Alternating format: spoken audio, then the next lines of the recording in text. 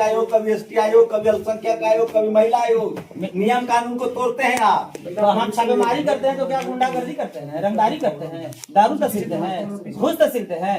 ये प्रशासन जो है गरीब को, मजदूर को, किसान के यहाँ छापेमारी करने जाता है, किसी को बेटी बहन को हाथ पकड़ लेता है, किसी को सोना छीन लेता है, पैसा छीन लेता है। वो माँ अपने बच्चे के लिए 8 महीना से दर दर की ठोकरें खाई है। वो माँ थाना प्रभारी से जाकर मिली, गुहार लगाई, एसपी डीएसपी से जाकर गुहार लगाई, डीएम से जाकर 2-2 बार गुहार लगाई, यहाँ तक के डीआईजी और डीजीपी और मुख्यमंत्री और मंत्री से भी। अल्पसंख्यक आयोग यहाँ से चिट्ठी लिखते हैं कार्रवाई के लिए, बोले तो, लेकिन चिट्ठी को फाड़ दिया जाता है कार्यालय में जाते ही। अगर अल्पसंख्यक आयोग की इतना पावर है कि मुख्यमंत्री को भी चाहेंगे तो घर में खड़ा कर। अल्पसंख्यक आयोग के चेयरमैन गुलाम रसूल बलियाबी साहब हैं, वो एक टीम गठित करे, उस टीम में डीआईजी साहब को, एसपी साहब को, डीएम साहब को सदस्य बनाकर और घटना को जांच करे और बेटा को हमारा बरामद करके हमारे घर दे। और हम लोग कुछ नहीं। कितने महीनों से लापता है बच्चा? 7 साल का बच्चा 8 महीने से लापता है। 5 महीने के बच्चा क्यों आया अल्पसंख्यक आयोग, क्यों आए हैं? टाइम लिया है आपने? बिल्कुल टाइम लिया है, रिसीविंग दिया है, पहले भी 4-5 बार मिले हैं। किनसे बात करने आए हैं? गुलाम रसूल बलियाबी साहब जो यहाँ के चेयरमैन हैं, वो हम लोग से ऑफिस जाएंगे? हाँ बिल्कुल, यही ऑफिस है उनका, यहीं पर मिले हैं और वो बोले थे कि अगर नहीं होगा तो आप आइएगा। आप भी कुछ कहेंगे, आप भी कुछ कहेंगे? बताना चाहते हैं कि हमारा बच्चा, आप लोग, अरे आराम से भाई, आप लोग कोशिश कर दीजिएगा तो हमारा बच्चा मिल जाएगा। इससे पहले भी आई थी आप यहाँ पर? हाँ, 2 बार 3 बार हम लोग आ चुके हैं। कोई कहाँ गई है प्रशासन के पास? एसपी साहब से मिले हैं, डीजीपी साहब से मिले हैं, हर जगह हम लोग जाके मिल चुके क्या हैं। बोले एसपी साहब और डीजीपी साहब? बोल रहे हैं कि हम लोग टीम गठित कर लिए हैं, कर रहे हैं, अभी तक कुछ नहीं कर पाए हैं ये लोग। चलिए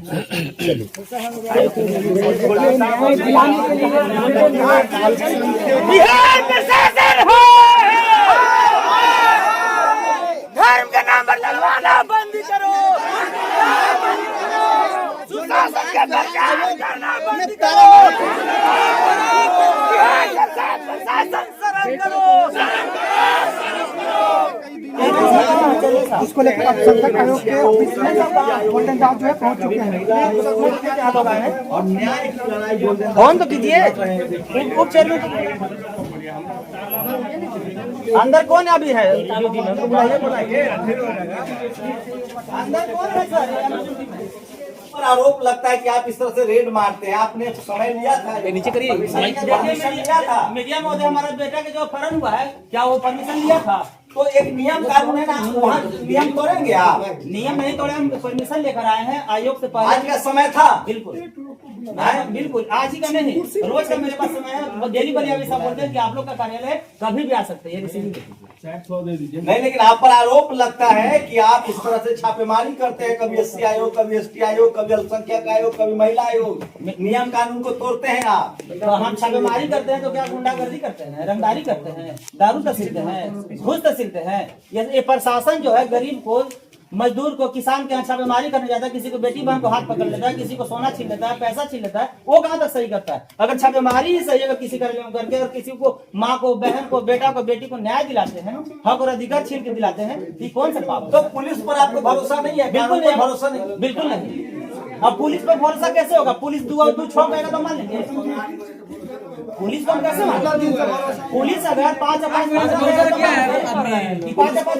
पुलिस को मानेगा, पैसा खाकर बैठ गया। ये काम तो कर रहा है। नीट छात्रा में 1 महीना के अंदर सीबीआई की जांच हो गया और 8 महीना से मुस्लिम समाज की बेटा अपहरण है, अभी तक को चौकीदार की भी टीम गठित नहीं हुआ। ये जात पात भेदभाव, धर्म के नाम पर, जात के नाम पर, गरीब के नाम पर नहीं है तो क्या है? ये अगर समान समाज के बेटा को अपहरण हो जाता तो आज आरएसएस से बजरंग दल नंगा नाच करते और मुस्लिम समाज के लोग, दलित समाज के लोग नौकरी के लिए, बेटा के लिए, अधिकार के लिए, इज्जत के लिए उतरते हैं तो उन पर लाठी चलाया जाता है। और ये मेरा अल्पसंख्यक आयोग है, यहाँ हमको न्याय नहीं मिलेगा तो कहाँ मिलेगा? हमारे बाबा साहब संविधान में अल्पसंख्यक आयोग, महिला आयोग, एससी एसटी आयोग इसलिए खोले थे कि आप लोग के अगर कहीं न्याय ना मिले तो अपने आयोग में जाइए, आप अपने कोर्ट में जाइए, आप अपने थाना में जाइए। और यहाँ भी न्याय नहीं मिलेगा, कहाँ से? भगवान के पास, जिसको हम नहीं मानते हैं। उम्मीद है अभी आयोग बिल्कुल बोले तो कि आयोग के चेयरमैन साहब चाह जाएंगे अभी तो 24 घंटा के अंदर बेटा बरामद हो जाएगा। ठीक है, अगर जिंदा है तो बेटा बरामद कीजिए, और अगर मर गया तो लाश कहाँ है? अब मर गया तो मारा कौन?